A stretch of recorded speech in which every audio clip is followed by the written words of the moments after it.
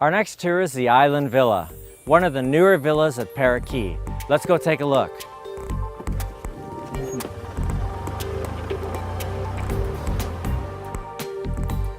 The Island Villa has everything you could possibly imagine. This 3,680 square foot house is situated on 1.5 acres of its own land, has lots of living space, and its own private butler.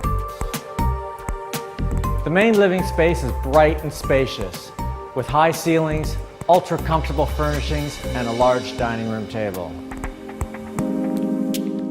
All of the bedrooms are en suites, with 2 of the 3 bedrooms as master suites.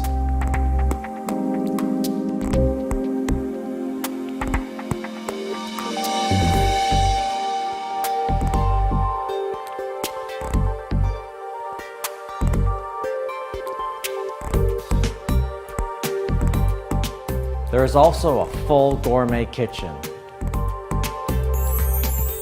and a study. The infinity pool and beach.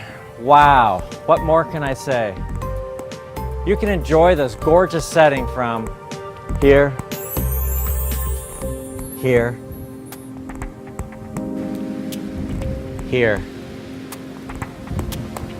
and here.